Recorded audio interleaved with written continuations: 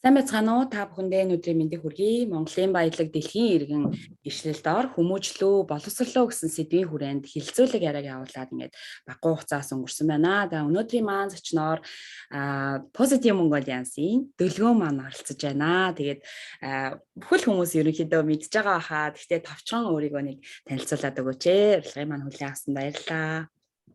За баярлалаа. Намайг Дөлгөө гэдэг одоо 32 настай, 2 хүүхдийн ээж. За тийм Монгол улстай ирээд амьдраад 2 жил болж байна.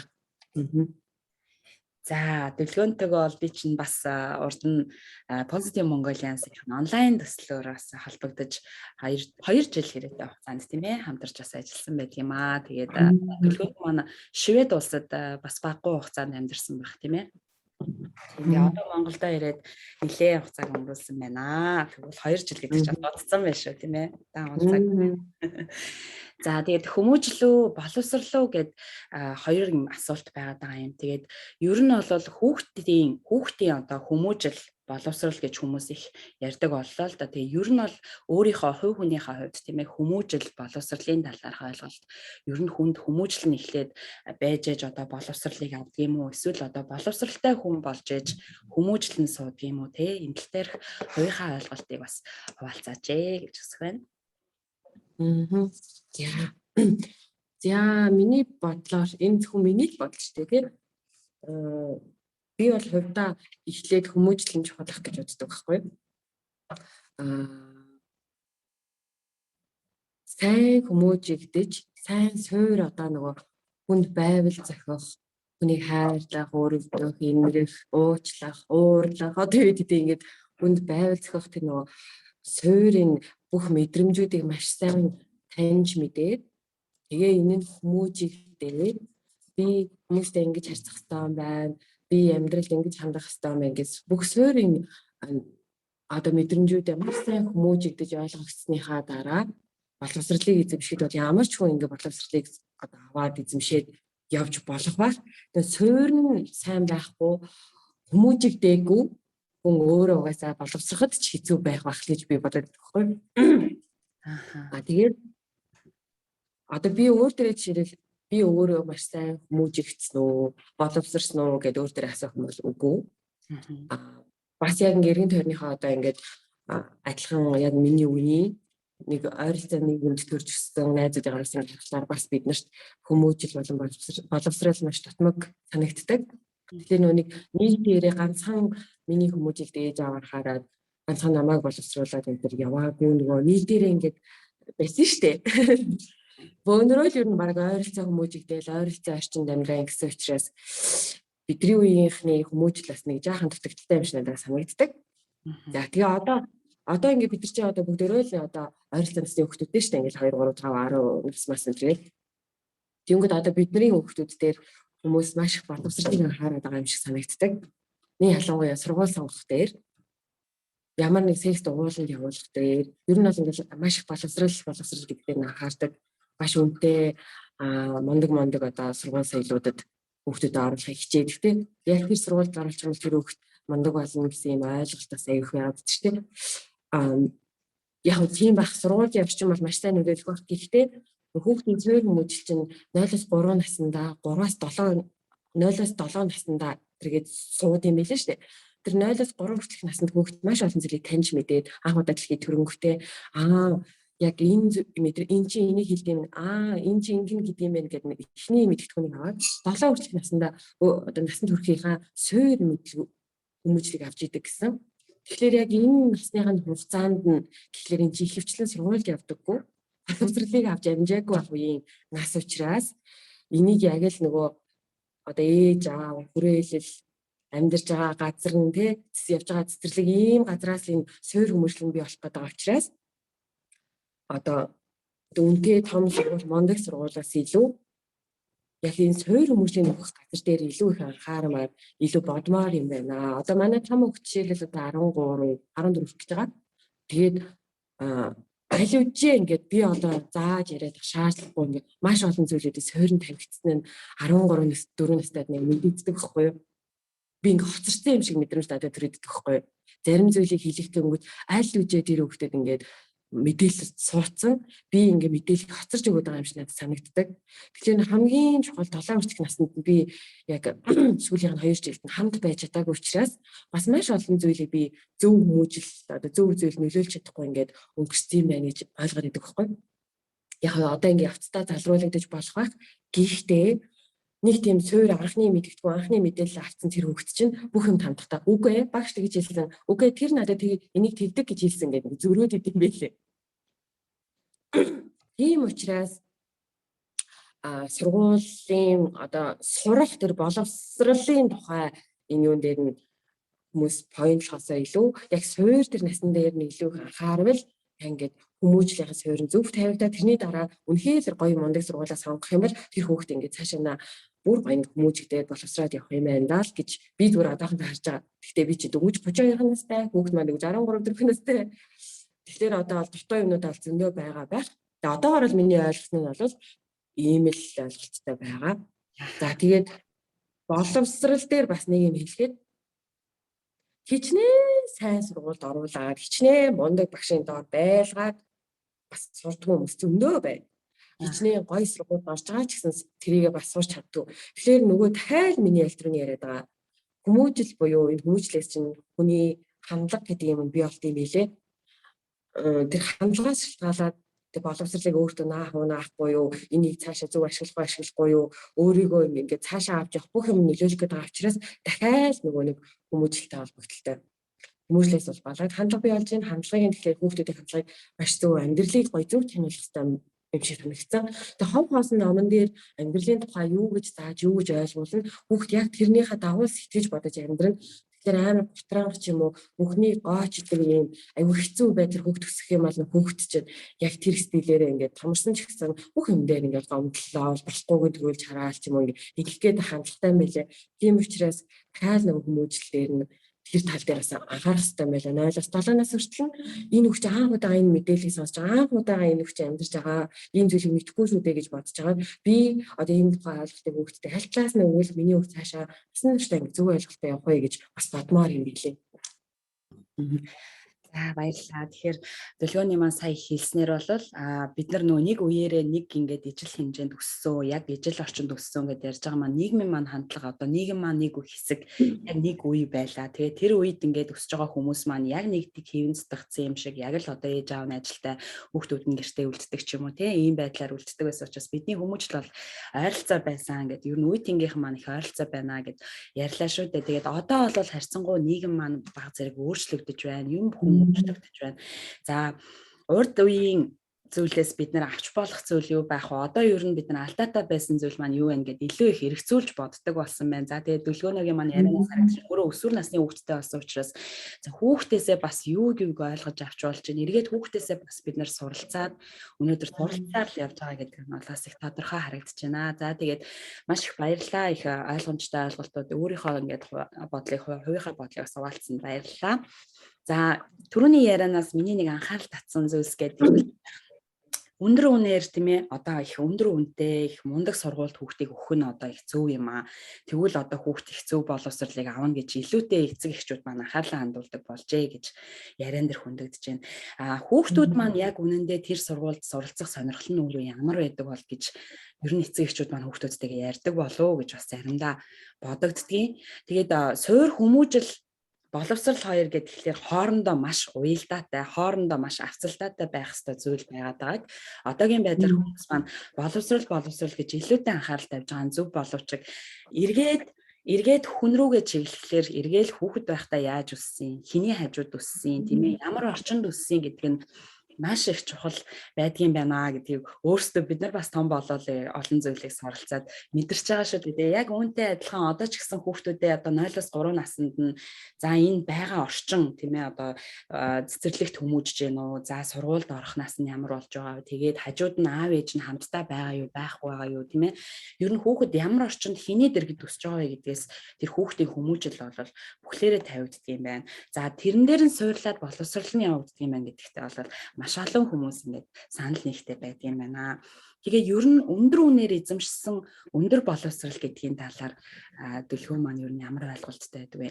Одоо юу гэж хэр одоо энд их тэгж энэ ч их зүгээр юм аа гэсэн бодол. За нэг ийм өндөр үнээр олж авсан өөрт чинь тийм ээ өндөр үнээр маш их өндөр үнийг өөрийнхөө хувьд бол үнэлэмжээр өндөр үн төлөөд авсан тэр боловсролын хэмжээ ямар байна гэсэн үг вэ? Тийм өндөр байна гэсэн үг үү? Хэрвээ өндөр үн төлсөн л бол таны авж байгаа боловсрол өндөр боловсрол байна гэдэгтээ ер нь хэр санал нийлэх вэ? Яг би энийг бол ингэж ойлгох юм. За мэдээж их мөнгө төлөнгөтлээ одоо өндөр мөнгө их мөнгө төлөнгөтэй амар их хэмжээний мэдлэг боловсролыг авдаг байсан бол маш олон хүн авах байлаа. Гэхдээ яг зөв одоо яг тэрийг зөв ашиглаад чадчихвэл тэр хэмжээгээр мундаг одоо боловсрал мундаг одоо гоё мэдлэгүүдийг ингээд эхний ч сонсож чадахгүй, үзэж чадахгүй тэр орчинд нь очиод мундаг хүмүүстэй нь суралцаад авах боломж бол хүмүүс байгаа л да. Бүгдийг бол үгүйсэхгүй бүх юм чинь хоёр талтай юм чинь яг ингээ гоё зөв сургуультай маш өндөр төлбөртэй тэр мундаг багш нартай уулзаад учраад ингээд тэднэрээ суралцах завшаа олно гэдэг бол маш сайхан хэрэг. Тэгтээ яг одоо Монголын нөхцөлд л ярил л да. Би бол гадаадын нөхцөлд бол энэ бол үнэхээр их мөнгө хаях тусмаа л тэр хэрээрээ маш их зүйлийг мэдэх, харах, үзэх тэр гоё шанс нэгдэх байх. Монголын нөхцөл болохоор би бол энийг одоо юу гэж намайг бол одоо баян хүмүүс бол хараад энэ одоос юугаач мэдэхгүй болоо юм ярьж гин гэж хэлэх байх. Эсвэл одоо хүн янз янзаар л харах. Гэтэл энэ ч миний л үзэл бодол учраас би өөрөө энийг бол чөлөөтэй илэрхийлэх эрхтэй. Тэгээд би л одоо Монгол дахь энэ хүүхд ялангуяа хүүхдийн сургуулийн төлбөр, хүүхдийн сургууль сонголтыг бол ингээд анзаарч яхад миний ойлгосноор бол ийм юм анзаардаг байгаа байхгүй. Одоо ээж аваад нь өөрсдөө өмнө нь мэдэрч чадаагүй тэр мэдрэмжээ нөхөхийн тулд одоо өөртөө багтаа мэдрээгүй хайрыг одоо хүүхдтэй мэдрүүлэхийг хичээдэг. Ер нь ээж аваа нэг тийм байдаг шүү дээ. Би жишээлбэл багтаа одоо хайр бага мэдэрлээ гэж бодоход өөрөө хүүхдтэй болохоор би хүүхдээсээ тултал нь хайрландаа өөрийнхөө тэр тэ мэдрээгүй юм мэдрүүлэндээ тэ би багтаа их ядуу зөдөө өмсөх хувцсгүй өсөжсэн бол би хүүхдтэй ирээдүйд ингэж аль болох их хувцалгаал нөө өөртөө дутагдчихсэн юм байгаа хүүхдүүд дээр их нөхөх гээд байдаг шүү дээ. Ер нь нэг хүний тийм чанар ялангуяа монгол хүмүүс дээр нэг тэр анзаардаг байдаг. Өмсөд хоол унд гэр орон тэ би багтаа өөрөө гэсэн өрөөг байсан бол хүүхдээ нэг өөрөө гэсэн өрөөтэй хүүхдээ тухтайгаа өндрүүлчих юмсан гэл бид нар дандаа ингээл нөө өөрийнхөө байхгүй хүүхдээрээ бий болох гол өөрөө багиатчин болж чадаагүй бол охиноо багиатчин болгомоорс мэгдал тэ өөрийнхөө хүслийг дандаа ингэж одоо хүүхдүүдээ гараад идэг юм их анзаардаг байгаа байхгүй. Яг тэрний нэг ихрэрлэн одоо энэ сургуулийн тэр үнэтэй сургууль сонголтын дээр гараад байгаа юм шиг санагдаад. Тэр хүүхдүүд бол жоохон хүүхдүүд нэг нас нэгдүгээр ангид орж байгаа хүүхдүүд бол 30 саяын сургууль, 90 саяын сургууль, 20 саяын сургуульд орж байгаа тэр хүүхд мэдэхгүй байгаа шүү дээ. Юу ч ойлгохгүй байгаа. Аав ээж нь бол сургуулийн сонгоод оруулж байгаа. Тэнд хүүхэд бол зүгээр сургуульд орсондоо баярлж байгаа. Аав ээж нь би хүүхдээ энэ сургуульд оруулсан ба гэдэг нэг юм бахархаад өнгөрөл тэ. Тэр кайф нь аав ээжтэн байгаа нь анзаарагдаад сургуулийнхаа өмнө зургаад аруулаад тэ. Нөгөө ялангуяа ингээл үнэтэй сургуульд орчих юм бол яг хүүхдээ тэр сургуулийн яарлагчны хаягны урталт хүүхдээ зөксөө зургийг аваад сошиал дээр постлоо тий өхөн маань өнөөдөр их анхныхаа сургуульд орлоо гэж ингээд сургуультай зарлаад л ингээд ийм юм бол эн чинь өөрөө цаад утгаараа өөрийнхөө нөгөө авч байгаагүй мэдрэмж хүүхдэр нөхөж би чадчлаа да би ингэж нөгөө өөртөө кайфрах нэг юм зүйлийг хүүхдийн сургууль дээр ингэж одоо илэрхийлээд хоёрдугаар өөрсдөө дэрэг зандаага тогтоохын тулд одоо би чинь мундаг чадвартай хүүхдээ ийм сургуульд явуулах хэмжээний хүн шүү дээ гэдгийг одоо батлахын тулд аль болох тий өөрсдөнд санхүүгийн дарамтайсэн чамаагүй тэр 30 40 50 саяын сургууль руу хүүхдээ оруулаад байгаа тийм тохиолдол харагдаад байгаа байхгүй. Тэгэнгүүтлээ явцдаа болохоор төлбөр нь ингээд жил хэрэгцсэн ингээ хүнд санагдаа сүүлдээ төлбөрт нь чирэгдээд ч юм уу тий тэгээл нэг хүүхдээ хэдэн жил сургуулжсанаа за ер нь байхгүй юм байна боли сургуулийн солиоч гэдэг юм эсвэл сургууль онцгүй байлаа ч гэдэг юм ийм их хүнд анзаарагдаадсан байхгүй. Уул нь бол тэр хүүхдийн орох сургууль сурах газар бол ээж аавын тэр нөгөө зэрэг зэндагаа батлах гэсэн манай хүүхд энэ төвчүүдийн сургууль явчих юм бол одоо мундаг болох гэдэг ийм энд бол төвч хамаагүй тэр боловсролын хэвдэн хамаагүй баймаар дээрээс нь тэр өөртөөх нь багын нөхцөл мөрөдлийг нөхөх албагүй баймаар байгаа байхгүй юу. Ихтгэж ингээд бүгд л яг энэ ийм тренд рүү ингээд суураад бүгд л хүүхдээ тэнд сургаж байгаа энд ийм гэл ингээд тэр тусмаа харин энэ тал дээр яг хүүхдийн хүслийн сонсоод хүүхний яг ямар санхүүр байна. Хүүхэд нь өөрөө тэр сургууль зөвшөөрсөн юм уу? Сургуулийн ямар системд хүүхэд нь суурь нь байгаад байгаа.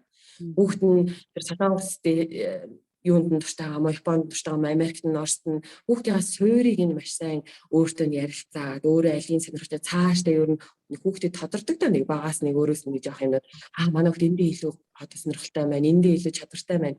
Тэрнийг нь харж байгаа сургуулийн сонгох юм бол харин улам зөв болох юм шиг санагдаад. Зарим хүүхдүүд цаанаасаа бүр ингээд нэг айгуу гүйлгээ ухаан сайд одоо жишээлбэл IT-ийн ийм 10 жилийн сургууль байд юм байна шүү дээ. Одоо технологиор илүү таарсан хүүхдүүд ингээ багаасаа шууд код мод бичдэг ч юм уу тийм. Тэр ч одоо ингээ маш олон сонголтууд донд манай хүүхэд одоо яг энэ чиглэлээр явбал гэх тэр сургуулийн сонгоод явуулах юм бол илүү тохиромжтой юм санагдаад байгаа хгүй юу? Хүүхдээ бодсон. Тэгэхээр нэг өөрсдөө бодож хийж байгаа сонголт бас маш их нөлөөлөд байна гэж би хараад байгаа. Тэгэхээр тэгж сонгож байгаа юм чинь тэр төлбөрөөр нь хүүхэд нөхөрсөд байгаа тэр хэмжээний боловсрол мэдлэгийг нь авч чадах уу гэдэг бас нэг асуудал гарч ирэх юм санагдаад байгаа. Тэгэхээр маш сайн сургуулиуд бол Монгол байна. Өндөр төлбөрнээсээ мундаг сургуулиуд бол байна. Гэхдээ тэр сургуульд нь одоо жирийн бид нар бол хүүхдүүдэд явуулахад бол төлбөр нь одоо маш өндөр санагдаж байгаа. Тэгэхээр электроны хийсэнчлэн юм хоёр талтай төлбөр нь өндөр хэрнээсээ тэрнийхээ хэрээр хүүхдэд маш том боломжийг нээдэг сургууль Монголд байна. Тэрнээсээ эсрэгээр нь маш өндөр төлбөртэй ирнээсээ бараг ялгаа авахгүй зүгээр л зэрэг зэндаа төгтөө очих юм шиг тийм сургуулнаас байна. Тэгэхээр нөгөө бид нар л одоо ээж аав нар л өөрсдөө хүүхдийн сургууль сонгохдоо маш зөв сонгож өөрсдийнхөө мөнгийг хий димээ өргөх биш хүүхдтэй юм бол үлдэхдээ маш зөв сонголт хийх ёстой гэж би бол бодоод байгаа. Тэгэхээр төлсөн мөнгөөрөө авах мэдлэг боловсрол Монголд одоо тодорхой хэмжээнд байгаа. Хүүхний хийж авах байдал нь одоо янз бүр байна шүү дээ тийм ээ. Тэр сургуульд нь ороод сайн сурч чадах хүүхдээ сурч чадахгүй хүүхдээ тэрэнд бас өөрийнхөө хүүхдээ одоо ямар хуу миний хүүхд юу сонирхолтой юм бэ? Энэ чиглэлээр явж чадах нь уу? За тэгээ суурь нь ямар байна гэдгийг бас эцэг эхчүүд маань айгуу сайн бодолцож үзэх нь зүйтэй юм аа гэдэг. Үнэхээр энэ зөв яриа байлаа. За тэгээд энэ боловсролын тэгш байдал гэдэг тийм ээ. Ер нь хэр хүрэлцээтэй бид нар ер нь хэр эрхтэйгш одоо яг тэнцүү боловсролыг авч чадж байгаа болоо тийм ээ. Монголын нөхцөлд жишээлбэл хүүхдүүд маань яг ийм жигд боловсролын системтэй бүгд яг жигд явж чадж байгаа болов уу? Ер нь одоо Монголын баялаг гэдэг би түрүүн нэг ийм ишлэл хэлсэн тийм ээ. Монголын баялаг дэлхийн иргэнгээд миний энэ барьж байгаа энэ ишлэл ямар учиртай юм гэхээр би Монголынхаа баялагийг яг нөгөө хүүхэд тийм ээ тэр тусмаа хүүхэд хүн гэдэг маань өөрөө Монголын маань баялаг юм болов. За тэгээд тэр хүүхдүүд маань өсөж хүмүүжээ том болоод Монголынхоо иргэн болоод цаашлаа дэлхийн иргэн болж чадах үз одоо жигд боловсралтай тийм ээ соёл боловсролын хувьд одоо дэлхийдээ ч гэсэн иргэн болж чадах ийм хүмүүс байх ёстой болов гэдэг үүднээсээ ийм ишлэлээр яриад байгаа юм л да. Тэгээд одоо Монголд маань байгаа хүүхдүүд бай гэж бодоход бүгдээрээ ер нь жигд боловсролыг авч чадж байгаа болов. Энэ тал дээр ер нь ямар бодолтой байдаг вэ? За энэ өндөр үнэтэй сургууль гэл тийм ээ маш олон янзын сургуулиуд байна. Тэгээ хүүхэд болгон тэрэнд орж чадах хүүхэд байгаа, чадахгүй хүүхэд байгаа, явуулж чадах эцэг их байгаа, чадахгүй эцэг эхчүүд байгаа тийм ээ. Эдгээр хүүхдүүд маань ер нь уг нь бол хүүхдүүд ерөнхий боловсролын мэдлэгийг яг одоо ижил системийн дагуу тийм ээ жигд одоо нөхцөл байдалд бүгдээрээ одоо яг энэ тэнцүү ижил хин нэгнээсээ ялгарах боломжгүйгээр уг нь авах ёстой гэдэг ийм ойлголттой бүгд дэлхийн нийтээр байдаг байх тийм ээ. Одоо дүлгөөнөө маань өөрөө Шведэд бас байсан. Шведийн боловсролын системийг ч гэсэн ерөнхийд нас мэдж байгаах. Тэнд бас хүүхдүүдийн сургуультай хамрагдж байгаа байдал болон эцэг эхчүүдийн сургуульд хамруулж байгаа байдлын талаар бол бас айгүй тодорхой харж байсан байх тийм ээ. Тэгээ үүнтэйгээ уялдаад бас манай хүүхдүүд Монголд маань байгаа хүүхдүүд маань боловсролын системд нь жигд одоо хэр боловсролыг авч чадж байгаа ерөнхий боловсролыг ерөнхий мэдлэгийн боловсролыг шүү дээ. Хүрэлцээтэй байна гэж бодож байна. Ээж хүний хувьд тэр тал дээр сэтгэл ээж хүний дээрээс би одоо ийм шүү. Яг үнэ ээж хүний хувьд шүү дээ. Одоо өсвөр насны хүүтэй хүний хувьд одоо магадгүй мэдээж хүүдээ цаашдаа ахлах сургууль нь ямар байх вэ? Миний хүү за их сургуультай ямар суурьтай одоо их сургуульд орохын тулд ямар суурьаа ахлах сургуультай тавих уу гэх мэтчлэн одоо ингээд өсвөр насны хүүхдийн ээж учраас магадгүй энэ тал дээр илүү бодож байгаа. За өөрийнхөө үетэй одоо үеэ ингээд харьцуулаад тийм ээ. Одоо бол юм сайхан болж юм нээлттэй болж одоо боломжтой байвал одоо маш олон сайхан боловсролыг авах боломжтой болж. Гэтэ боловсрол гэдэг ойлголт маань тийм ээ ялангуяа бидний одоо суурь мэдлэг бүх юм бол жигд явах хэрэгтэй болов гэж хувьдаа би бодоод байгаа аахгүй хүүхэд болгон тийм ээ. Ерөнхий боловсролын мэдлэгийг хүүхэд жигд авах хэрэгтэй юм байна. Бүгд нийтээрээ. Энэ авсан суур мэдлэг дээрээ үндэслээ тэр хүүхэд өөрийнхөө одоо цаашаа үнзгийрүүлсэн судалж авах хэрэгтэй, сургуулийг ингээд суралцаад явах хэрэгтэй юм болов гэсэн нэг ийм систем байдаг болов гэж ойлгоод байгаа. Энэ тал дээр ээж хүний хувьд тийм ээ. Ямар баталтай. За. За одоо энэ дээр бас дахиад миний өнөөдөр юу ярьж байгаа энэ дээр их гараад байгаа юм нь болохоор одоо хүүхдийн сурах сурлага одоо тэг хүүхдийн одоо өөрсдийнх нь ирээдүйн сонгох мэрэгжил тэр нь хүүхдийн амьдралын ингээл бүх л энэ боломж бүх юм дээр дандаа эцэг эхчүүд болон багш нар маш их нөлөөлөд байгаа. Угаасаа л нөлөөлөд. Гэхдээ тэр нөлөөлж байгаа хүмүүсийн өөрсдийнх нь үзэл бодол одоо энэ хандлага нь өөрөө жоохон юм надад юм гажигтай юм санагдаад байгаа. Тэр гажигтай байдал нь хүүхдүүдэд юм буруу ойлголтыг өгөх гээд байгаа юм шиг надад санагдаад байгаа байхгүй юу?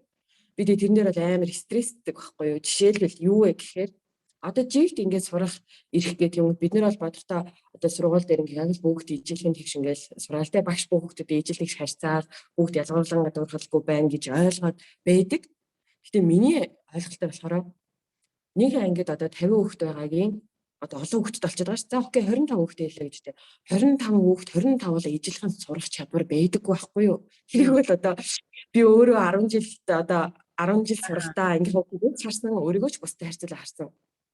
Хүүхд болгонд тухайн мөчөд арга гэрээсэн шалтгаалаад эсвэл өөрийнх нь тухайн насных нь одоо хөгжилтэй тархины тэр бүх зүйлээс шалтгаалаад би жишээлбэл 1 2 дугаар ангид маш муу сурдаг байсан. Тэгээ ингээд зарим анги дээр арай өөр сураад нөгөө хүүхдийн сурах чадамж нь ингээд өөр байгаа байхгүй хөгжлийнхаа явцдаа. Яг тэрэн шиг заавал хөгжлийн ямар нэг бэрхшээлтэй байх албагүй. Окей байсан.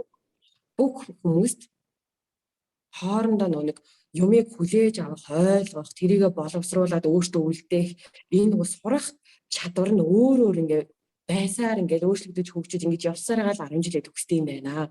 Тэгэхээр яг багш нар нь маш сайн одоо ойлгож энэтэй одоо чиглүүлж ажилламаар ээж аав нь яг энийг бүлээн зөвшөөрч хүүхдүүдтэйгээ ажилламаар санагдаад байгаа хгүй. Тэгэхгүй бүх хүүхдийг онц сурах хэрэгтэй. Бүх хүүхд сургуулаа онц дүнтэй төгсөөд хамгийн сайн сургуульд орох хэрэгтэй. Бүх хүүхдүүд эсвэл одоо мөн гадаадд их сургуульд эсвэл МОСт заавал орох хэрэгтэй ч гэдэг юм уу те. Нэг ийм хандлага байснаас болоод хүүхдүүдийн хоорондын сурах чадвар өөр байгаа. Жишээлбэл 8 дугаар анги бүх хичээлийг одоо доржоо гэдэг хүүхд бүрэн ингээд авах чадхааргүй те. Ар гэрний ямар юм араас нь халамж муу байсан хайхрамж ч гэдэг юм уу. Янз бүрийн шалтгаансаа тэр их сурах болцоогүй байлаа гэж бодоход тэр хүүхд ингээ муу сурагч болоод атлуулаад ингээ үлдэх гээд нөгөө онцраад араас нь сайн кейр хийсэн суур нэлээд сайн байсан хүүхдүүд онцроо явах шууд ингээ ялгарл үүсэнгүүт тэр дунд багш нарын одоо харилцааны ялгаа ээж аав нь хүүхдүүдэд чамлал гоочлол энэ дэшээ сурж байгаагаа магтаж юу яагаад миний бодлоор л хүүхдийн чинь төвшин ингээл янз ингээ яваад яг нэг муу явц хүүхдэж муу явах гээд байдаг л та. Гэхдээ тэр хүүхдүүд үргэлж боломжийг нь олгоод жигд сурах эрхийг нь яг энэ нөхцөлд олгох хэрэгтэй юм санагдаад байгаа байхгүй.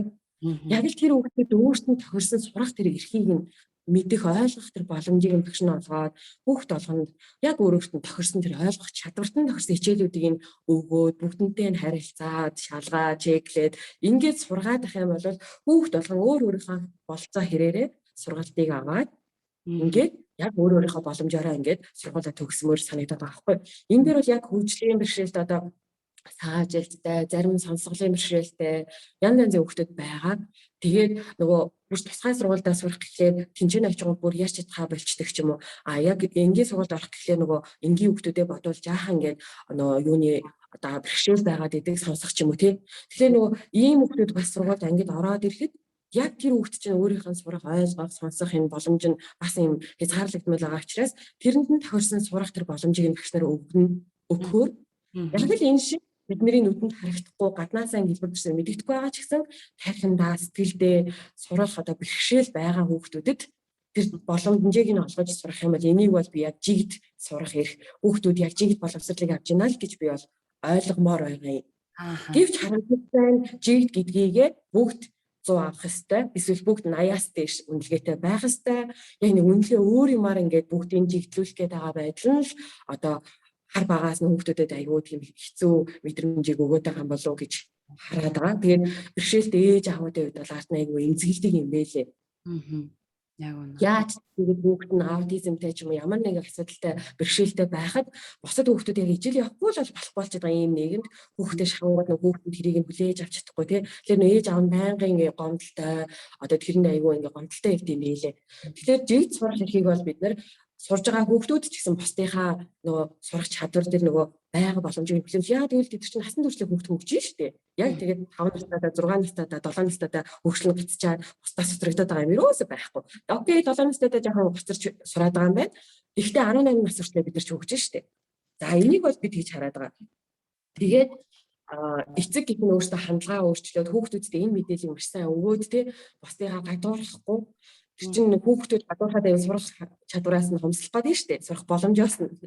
Багш нараа хүүхдүүдэд гадуурхахгүй яг энэ байдал дээр маш сайн ойлгоосай. За дараагийн асуудал нь болохоор сургууль сонголт дээр. Ихтэй сургуулийг заавал бүгд ингээл 10 жилээ төгсөөл бүгд өндөр онотой байгаад бүгд мост, тест ч юм ингээл сайн сургуульд орох хэрэгтэй юм шиг ингээл улаардаг. Эсвэл бүгд гадаад явах хэрэгтэй юм шиг. Яг үнэндээ эрүүл ухаанаар логикоор бодох юм бол 10 жил төгссөн хүн болгон бүгд өндөр оноотой ихтэй сургууль хизээж орохгүй шүү дээ. Угаасаа л яг оноогоороо ирэмблэгдэн тэр сургуульч авах хүүхдийн тоотой бус нь үлдэж гацсан. Угаасаа л тийм. Тэгэхээр яг ингээд заавал хүүхдээ ингээд улааруулж ингэж ээж авч зовоол хүүхдүүдээж зовоол ингэхгүйгээр одоо миний мэдгээр бол манай хосын жир дээр орж исэн хос үйдэг байхгүй юу? Хоёулаа одоо хин төгөлдөр хоёр маань байгаа. За төгөлдөр маань техник саажилттай байсан билүү дээ. Би одоо буруу санааг бол оншийн бол мэдэхгүй байна. Тэр хоёр маань жоох удаан ирдэг боловч яг сэтгэхгүй зүгээр. Тэгээд тэрийг л удаан илэрхийлдэг. Ашигтаа жоох өөр удаан алхдаг ч юм уу. Бид хоёр маань хоёулаа төгссөн. Коллеж төгсөөд мэрэгчлээ болсон. Яг байгаан юмдаа сэтгэл хангалуунаар ажиллаад амьдраа явж байгаа. За тэгэхээр бас бидний таньдаг нэг залуу байгаа. Бас ингээл яг мөрөөрөө ажиллаа хийгээл яг ингээл тэрэндээ амар гоё өөрөө ингээ enjoy байдаг. За сургуулаа төгсөхдөө өсчин өөрчүүгээр гэлээ давхар төгссөн бас жолооны курсыг төгссөн коллежид байх хугацаанд. Тэнгүүд нэг манай Монголын хүн чинь коллежид дандаа одоо муу сурдаг сургуулаасаа хөөгцөн ингээ буруу ойлголт яалаа нэг хуучнаар 9-р ангид ордог гэсэн одоо 1-р ангид ордог юм уу мэд. Тэгэхээр нөө коллеж сурдаг гэхэлэр амар ингэж бодоод байгаа. Гэтэл үндэ тэр хүүхдэн төгсөхдөө жолооны курсыг төгссөн давхар мэрэгшил ингээ 2-2-оор ингээ эзэмшсэн төгсөж байгаа байхгүй юу? Яг л нийгэмдээ бидэртэй адилхан хажууд ажиллаа игээл ингээл өөртөө тэрэндээ гоё сэтгэл ханамжтай байгаа. Гэтэл бөө юм болж ихтэй сургуульд оронгуудаа 4 жил хэлбэрээ төлөөлөлжснээ төгсөөд ажил авахгүй дипломоо үргэлжлүүлсэн. Нөгөө коллежийнхаа доош нь хийгээд байсан хүн өөрөө ажилчгүй юучгүй ингээд дипломтойгоо явж байгаа хүмүүс байна. Тэгтэл нөгөө бид нар нэг аим ингээл зэрэг зэндаамдаг ингэж хооронд хамгийн харамсалтай нь юу гэвэл бидний амьдралын зүгээр хорон мөчл багасаад байгаа. Нөө амьдрал цагаас хасагдаад байгаа. Тэгэхээр бидний энэ хугацаанд амьдралдаа гоё аз жаргалтай байгаа юм гоё мэдэрч таашааж ингэж гоё амьдрах гэж л амьдарч байгаа шүү дээ. Тэгтэл зүгээр л энэ да ингээл маяглцаар хамаг цаг хугацаанд өнгөрөөд байгаа юм шиг л одоо харагдаад байгаа байхгүй. Тэгэхээр би бол залуучуудад энэ хүүхдүүдэд ээж аав заавал чи коллежид сурвал муу шүү. Чи ихтэй сурвал заавал мост орэсвэл заавал гадаад модоо тийм шаардахгүйгээр гоё өөрийнхөө сурж байгаа юмдаа л тайвар чадаад сонгосон мэргэжлээсээ гоё тэр таашаалыг аваад тэрүүгээрээ тултал гоё өөрийнхөө хэмжээнд тултал ажиллаад ингээл амьдарч ивэл энэ өөрөө амар гоё амьдрал байгаа учраас коллеждээ сурна хаанаас сурна ямар ч хамааралгүй заавал бүр ингээд тасарсан боловсрал эзэмшээ доктор профессор болж бүгд амьдрах албагүй. Тэгэхээр боловсролыг хэд нэгт тавьснараа амьдрал өөрөө маш аз жаргалгүй болох гэдэг. Тэгэхээр суур энэ хүмүүжил нь маш гоё тавигдчих юм бол цаашаа хандлага нь гоё явах юм бол өөрөө байгаа бүхэндээ ингээ гоё таашаагаад эрдэнэ тойрны хүмүүсийн аз жаргалтай. Тэгээд ээж аав ч гэсэн хүүхдийнхээ сонголтод одоо гоё шонохгүй, гомдлохгүй тийм. Ингээл гоё ямар юм шиг надад санагдаад байгаа байхгүй. Тэгээд мэдгүй хитрхи боловсрал хитрхи их зэнда хитрхи их өнгө үзэмжинд анхаарснасаа болоод бид нар өөрсдийнхөө амьдралд маш их стресс бухимдал нэмээд байна. Бусдын амьдралыг ч бас тэгүүлээд байна. Тэгэхээр одоо байгаа хүүхдүүд дээрээ энэ балиар дагтаршсан сэжгийн ийм сэтгэхүйгээ өвлүүлмээргүй байна. Тэгэхээр хүүхдүүд зүгээр л гоё амьдрах гэдэг хөл одоо ингээд 2 настай охиноо харахаар би энэ хөөрхөн охин маань ингээ гоё өөрийнхөө дуртай мэргэжлээ сонгоод тэрнээсээ гоё enjoy хийгээд найзуудтайгаа ингээ яг энэ амьдралыг гоё амьдарч ингэж өсөөсэй гэж бодож байгаа байхгүй юу? Түүнд нь одоо өмсөх хувцас байрах хуцсны дугаар унах машин тий одоо амьдрах хороол энэ гэж нэг яг байсаар байх л арга л да. Гэхдээ энэ нэг юм жоохон баг энэ манай хүүхдийн үедэд байгаасай. Тэгвэл яг утга учиртай гоё амьдрах байхаа. Тэгээ одоо бидний энэ туулсан нэг олон жилийн үргэлжилсэн эд хөрөнгийн энэ бажаар өргөлтөн одоо ингээд өсмөр байна. Тийм тий боловсрал дөрөв ярьсан яг өнөө одоо жигд боловсрал гэдэг ойлголт маань өөрөө ингээд яриа л яваад ярианд хүн өөрөөс ингээд гарч байгаа одоо дэлгөөнөөгийн маань ярианаас харагдаж байгаа энэ зүйл бол боловсрал нь өөрөө ингээд цаашаа яваад тэр боловсралыг олж авах гэж хүн маш олон юм шунланд ингээд өөрийгөө орооцолтуулаад байна шүү дээ тийм ээ. Гэвч яг бодит хэрэг дээрээ тэр чинь яг өөрөө яг юу юм боловсрал гэж юу юм тэр хүмүүжлийн суурин дээр явагдаж байгаа таны олж авч мэдэх тийм ээ өөрөөсөө хийж чадах гаргаж чадах зүйлийг сурч авах тэр зүйлс юм а гэдэг дээр болол үнэхээр айгуу сайхан тайлбаруудыг хэлээд өглөө. За Монголын маань нөхцөл байдал ямар байгааг одоо бидний үеэс одоогийн нийгэм маань бас ямар болж өөрчлөгдөж байгаа талаар маш сайхан тодорхой ээж хүний хувьд өөрөө маш сайхан илэрхийлж өглөө. Маш баярлалаа. За тэгээд мэргэжил сонголт гэдэг бол үнэхээр одоо чухал сэдв. За тэгээ ер нь бол хизээж ярьж дуусгааргүй гэдэг шиг. Гэхдээ хүүхдүүдтэй тийм ээ зөвлөж хэлэхэд ер нь одоо намайг жоохон байхад биднийг сургуульд байхад гэдэг юм уу эдийн засагч, хуульч, эмч гэдэг бол хүн бүрийн амнаас гардаг мэргэжлийн нэршлүүд байлаа л да. Тэгээд яг би одоо ингээ Японд амьдраад хүүхдүүдээ өсгөөл ингээд байж ах зуур тийм ээ энэ хүмүүсийн ярьж байгаа мэргэжил, энэ хүүхдүүдийн сонирхож байгаа мэргэжил сонголт гэдэг ч юм уу энэ бүх зүйлд бас өөрийнхөө улсад өөрөө өсч торимжсэн өөрийнхөө үетэй ингээд зэрэгцүүлээ бодглохоор бас олон ялгаатай зүйлсүүд харагддаг л да. Тэгээ хүний амьдралд ерөөсөө зөвхөн одоо эмч одоо хуульч, эдийн засагч гэсэн мэргэжлээс гадна маш олон нарийн мэргэжлүүд байдаг юм а гэдгийг бас хэдий би өөрөө нөгөө их орондоо их сургуулаа төгсөөд би одоо тий том болцсон хойноо энд ирсэн ч гэсэндээ дахиад маш олон зүйлийг суралцаж мэдэх шаардлагатай болсон. Тэгээд энэ үүднээсээ бас тий Монголын маань хүүхдүүд жишээлбэл энэ мэргэжлийн талаар ойлголт бас ямар байдаг бол гэдэг нь бас их бодвоштой анхааруулжтай зүйл юм шиг байгаа. Сая бас Дүлгөөногийн маань яриан дээр дуртагдсан одоо тэр нөгөө мэргэжил сургалтын төвүүд байна тийм үү нэг талаасаа одоо коллеж гэж биднийхээ нэрлэгдсэн давхар мэргэжил эзэмшээд мөн одоо ерөнхий боловсролынхоо дипломыг ардаж авдаг ийм сургалтын арга барилуд байгаа тийм ээ. Энэ бас ер нь бусад хөгжилтэй орнуудад ч гэсэн маш өндөр хөгжсөн. Одоо ер нь бол коллеж төгссөн тохиолдолд тэр хүн заавал одоо нөгөө одоо их сургуулийн диплом байх шаардлагагүй ч гэдэг юм уу тийм ээ. Их сургуульд орохгүй байсан ч болдог. За тэр коллежийн дипломоо авсан хүн өөрийнхөө тэр эзэмшсэн мэргэжлэрээ бас одоо ажиллаа хийгээд амьдарч болдог. Ийм нийгэм бүрдсэн байдаг юм шиг байгаа юм л да. Тэгээд ингээ харж байхад одоо тоогооч болж байна тийм ээ. Хоолоо хийгээд идэж сайхан хоол хийж чаддаг одоо тоогооч болсон байх жишээтэй. Эсвэл цахилгаан ч юм байна, гагнуур ч юм байна. За одоо маш нарийн мэргэжлийн олон нарийн мэргэжлүүд байгаа шүү дээ. Тэгээ энэ тал дээр бас хүүхдүүдтэй бид нэр ойлголтыг их зөв өгөх ёстой юм шиг байна. Энд бид нэр ээж аав нар өөрсдөө маш том чиглүүлэгч нар байна. За мөн үүнийгээ дагаад одоо суур боловсролыг олгож байгаа 10 жилийн маань багш нар тийм ээ. 10 жилийн маань суур боловсролыг олгож байгаа багш нар маань бас хүүхдүүдийнхаа мэргэжил сонголтын дээр ч гэсэндээ бас их тэр мэргэжлийн талаарх ойлголтуудыг бас өгч явах хэрэгтэй юм шиг байна. Үүнтэйгээр одоо 0-3 насны хүүхдэд хүмүүжил олгохдоо эдгээр мэргэжлүүдийг ч гэсэндээ бас ойлгуулж авах хэрэгтэй юм шиг байна л да. Зүгээр одоо энэ байгаа улсынхаа л нөхцөл байдалтай уялдуулж ингээд зүгээр харьцуулж ярихад бол жишээлбэл тий 0-3 насны жоохон хүүхдэд яагаад эдний багш нар нь одоо цэцэрлэгийн багш нар нь ч байдаг юм уу ээж аав нь юм бүхнийг тайлбарлаж өгч байдгийн учир жоохон том болохоор нь ингээд мэдэгдчихэл байгаа юм л да тийм ээ. Дэлгүүрлөө ороод худалдагч ямар ажил өөрийг хэрхэлж байгаа худалдагчтай яаж харилцахын худалдагч гэж хүн хийм.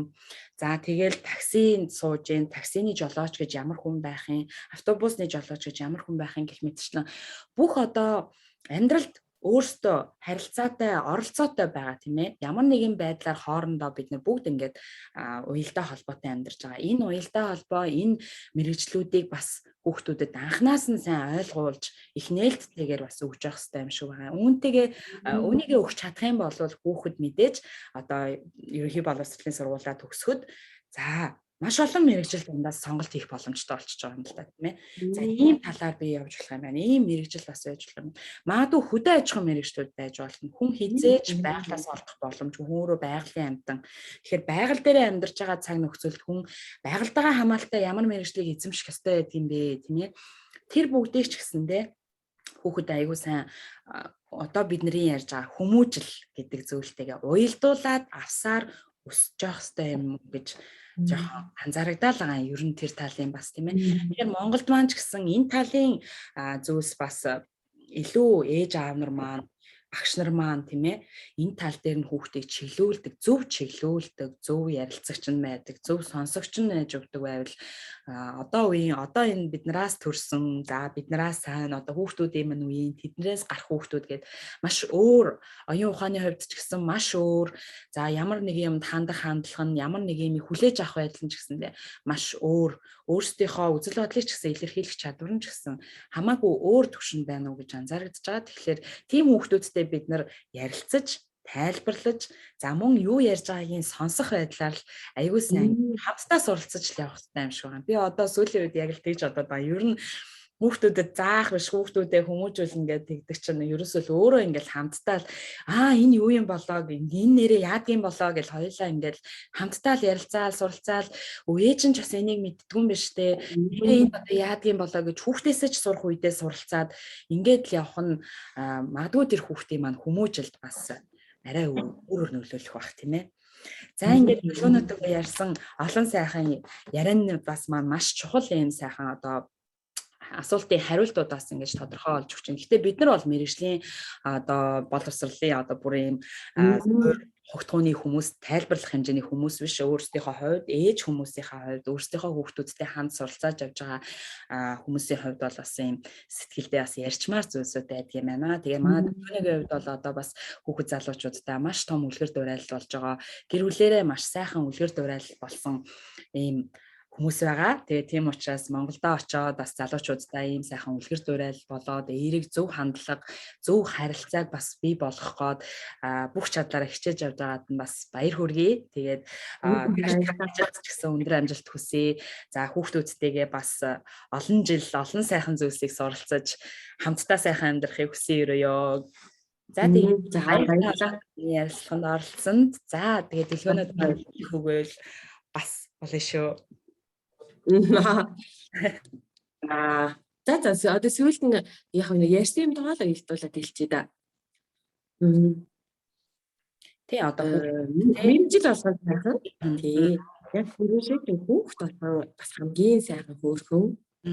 Бүх болгоо шив шинээр төрөөд ингээ бүх юм шин сайхан байгаа. Тэгэд тэрүүнийг яг тэрүүгээр нь гоё зөв ингээд аваад явах. Одоо их үүрэг нь ээж аав бид нартай байгаа. Тэгэхээр хүүхдүүдэд цаашдаа ингээд хэн болох вэ гэд бидрээс шалтгааллах учраас айл болох тий нөө өнгө хөрөнгөнд нь гатан тал нь биш хүүхдүүдийнхээ татвар сэтгэлд цаг хугацаа их гаргаарай. Тэгээ хүүхдүүд маш сайн ярилцаарай. Тэгээ өөртөөхөө сонголтыг хүүхдүүдэд битгий тулгаарай гэж ээж аваас одоо ойлгосон юм аа л гоё да. Манай хүүхд дандаа тэгж шаарддээ. Тийм баярлалаа. Үнэхээр сайхан зөвлөгөө бөгөөд бас уриалга байлаа. Тэгээд өнөөдрийн маань ярилцлага бол хүмүүжлөө, боловсрлоо гэсэн сэдв бол маш том сэдв. Тэгээ энэ сэдвийн дор ярих маш олон талын яриа байдаг. Ээж нар, аав нарын маань хэлэх олон сайхан зүйлсүүд байгаа. Тэгээд олон сайхан залуучуудаа үлгэр дуурайл үзүүлдэг өнөөдөр Positive Mongolians-ийн маань дүлгөө маань оролцож өөрийнхөө үзэл бодлыг бид нартай хуваалцлаа. Тэгээд маш их баярлалаа. Дараагийн дугаар хүртэл баяртай. Баярлалаа. Баярлалаа.